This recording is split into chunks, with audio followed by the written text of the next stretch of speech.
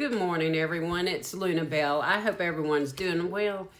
Y'all, the sound clip was deliciousness.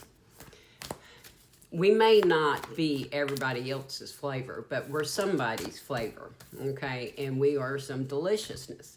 Saying that, you notice my canvas. I haven't done any more work on it, and I know without a doubt, is that my vision, my view, my seeing is turned inward a lot right now, where I'm hearing completely. And it's appropriate. The card that came out is lifting the veil. I'm questioning everything. Anything unaligned must go for my timer. And that even includes within myself. Y'all, I'm reminded once that a reader on here told me she is a Hyoka. And she told me, I mirror back at you.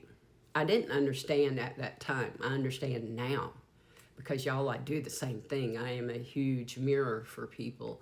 Someone once told me that I was a walking, that I'm walking karma, that I'm a walking tower moment. It is true. I think so. Because, I don't know. Anyhow, so y'all, my reflection is turned inward 122. Because in seeing others' shadow side, when I'm starting to pick out these patterns and everything, and y'all know I have these flashbacks and whatever, I am that survivor.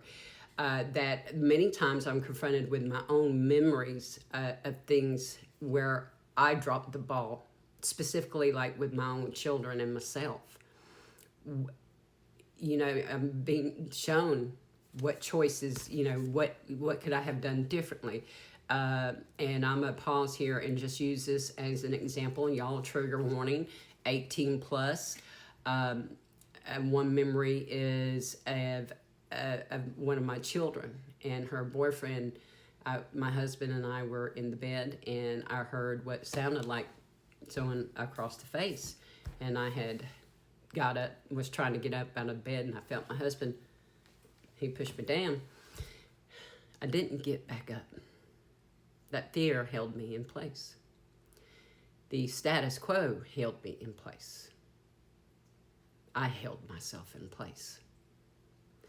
And now, you know, seeing the patterns, I go back and I see the patterns within myself. And sometimes we have to embrace our shadow side, no matter how ugly that may be, to heal. You can't heal if you don't acknowledge it, if you don't accept it for what it is, and decide to move past it and change it. The card that is next is you got the love, the codependency, and the boundaries. Now, and you see all the shadowed faces and all the shadowed sides. I do that all the time. And the next card is, you know, well, we said the lifting the veil, but the archer, biding your time, planning ahead, 330 on the timer. That 3, and I'm focusing on the 3-3. It has been, every trigger that I've had has been triggered. And I am rewiring, is the word given, and you me. New boundaries. When I talk to my medical professionals, when I notice something, I let them know. Like I notice, like when I'm triggered, that there is a physical reaction within my body. And all right, I kid you not, 13, the crone comes in, and then 53, the riddle comes in.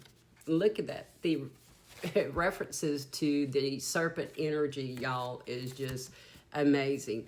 The mother, maiden, and the crone. Hold on.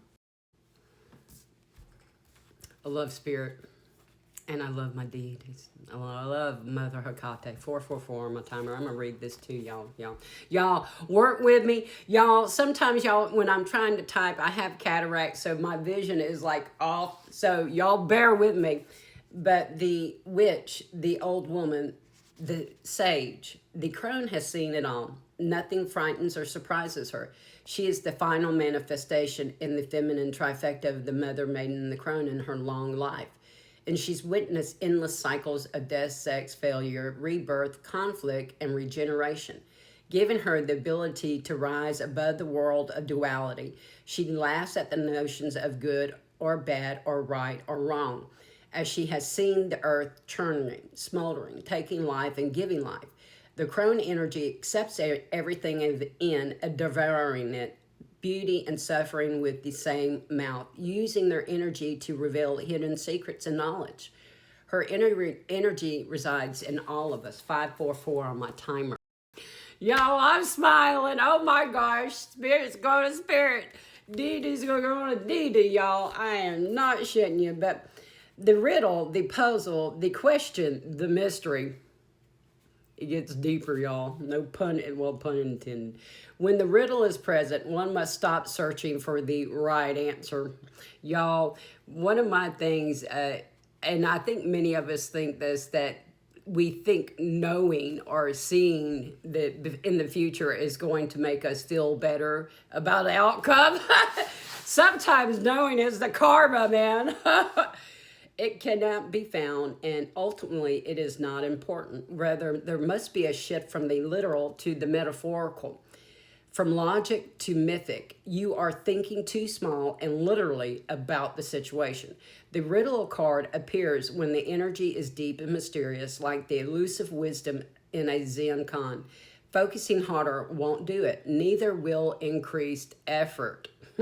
Time, surrender, and humor are your allies. What feels like the most pressing dilemma won't reveal its deeper wisdom for a long time. Eventually, you learn a profound lesson from the riddle. I keep wanting to say wisdom there. 707 on my timer. Now get comfortable with the limitations of your intellect and the reality of not knowing. They pegged me again. And it may, in fact, be the only reality there is. A great awakening or aha moment is at hand. So I'm wanting, okay, one more card here. Okay, that gave me two. Let's see what we got. Oh, they gave me three. Practice freedom. Release the weight of judgment. The hawk is significant. And y'all, I hear like Horus screaming there. I keep going, Horus. 9, connect to the eternity within. Let yourself be held in by love. All right. Let you hold yourself in love. Have that compassion for self.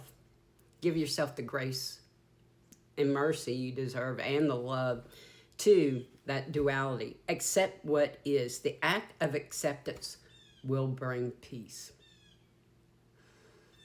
I love my messages from my deities in spirit, from every one of them, and I'm very grateful to my team.